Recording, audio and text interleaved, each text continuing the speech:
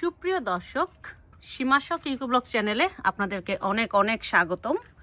আজকে ছোট্ট একটি ভিডিও আপনাদের সাথে শেয়ার করতে যাচ্ছি।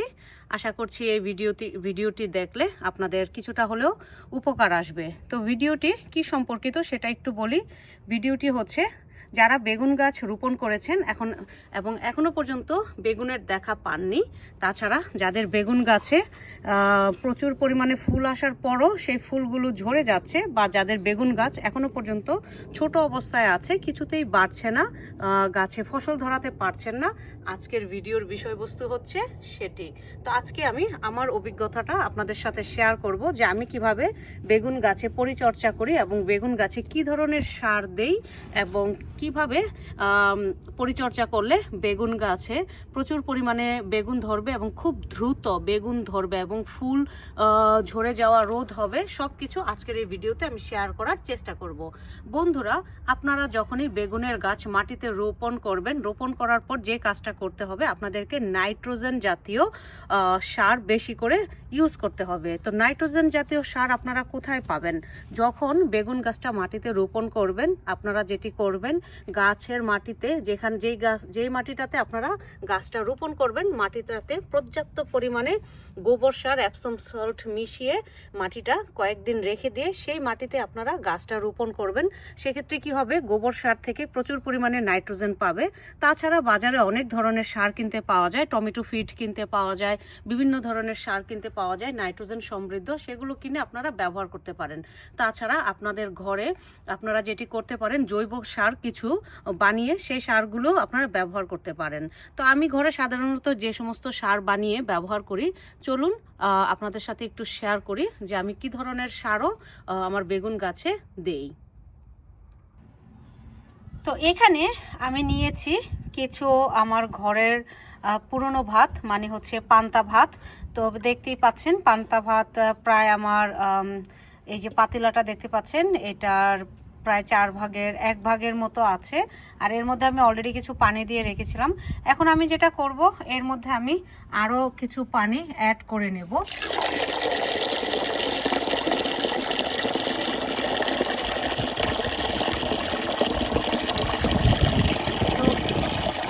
পটটা ভরে আমি পানি দিয়ে রাখবো।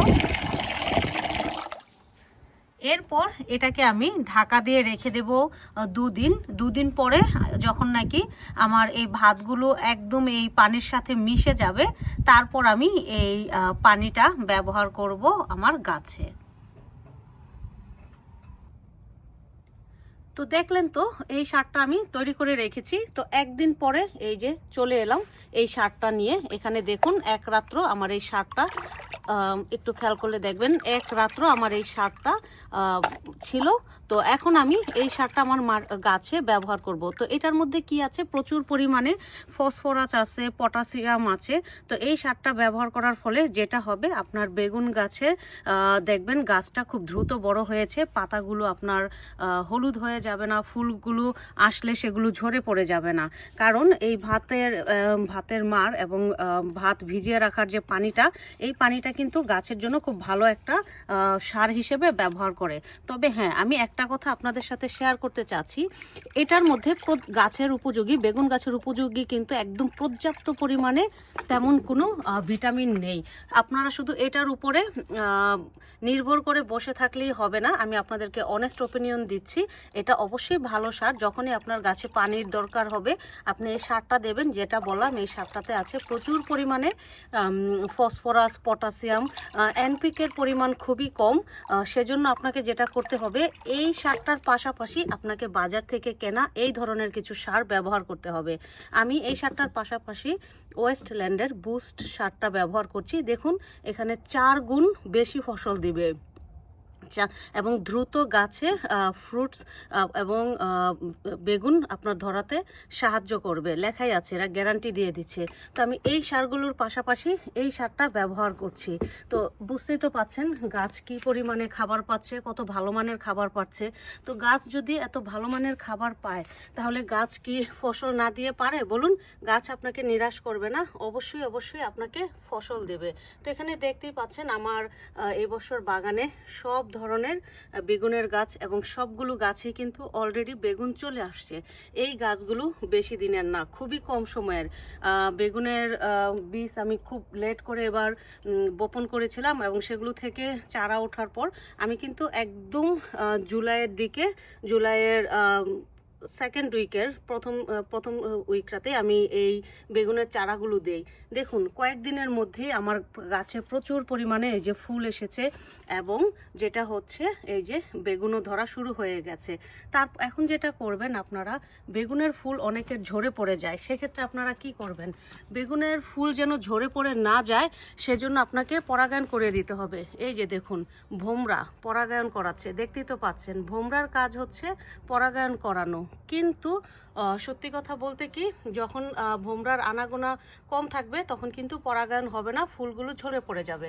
ভোমরা যেন আসে সেজন্য যেটা করেছি, এই যে এই পাশে একটু খেয়াল করলে দেখবেন আমি যেটা করেছি, এখানে জায়গায় জায়গায় সানফ্লাওয়ার এবং গাঁদা ফুলের গাছ লাগিয়েছি যেন প্রচুর পরিমাণে মৌমাছি আসে, মৌমাছি এসে পরাগায়ন করে।